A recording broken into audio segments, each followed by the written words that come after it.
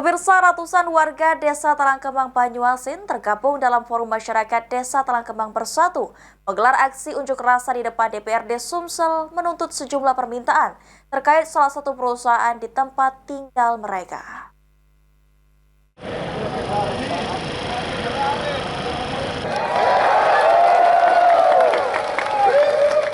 Dalam aksinya di halaman DPRD Sumatera Selatan, ratusan warga tergabung Forum Masyarakat Desa Talangkembang Bersatu menyuarakan sejumlah tuntutan di hadapan Wakil Rakyat Sumatera Selatan. Di antara tuntutan yang disuarakan oleh warga yaitu tentang salah satu perusahaan yang ada di tempat tinggal mereka yang selama ini tidak membantu sehingga membuat warga menjadi jenuh. Masyarakat menuntut kepada DPRD Sumatera Selatan untuk segera memproses tuntutan yang diajukan perusahaan yang ada di lokasi tempat tinggal mereka.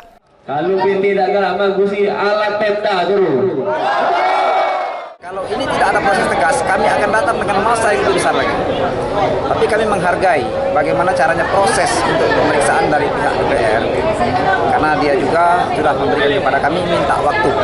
Jadi kita saling menghargai, kita memberikan tuntutan, minta diproses, dia juga untuk memproses. Atas tuntutan yang diajukan oleh warga dari Forum Masyarakat Desa Talangkembang Bersatu, perwakilan DPRD Sumatera Selatan diwakili oleh Ade Pramanja berjanji akan segera memproses tuntutan yang diajukan. DPRD Sumatera Selatan akan datang ke perusahaan yakni PT Melania Indonesia untuk langsung melakukan cross-check.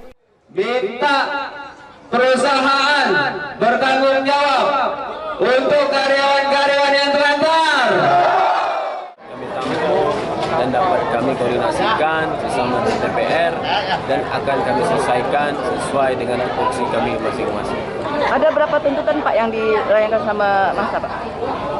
Dari tuntutan lebih kurang 10 tuntutan. DPRD Sumatera Selatan akan bersikap tegas dengan pihak PT Melania Indonesia jika nantinya rekomendasi yang dikeluarkan tidak dipatuhi oleh pihak perusahaan. Tim Liputan PAL TV.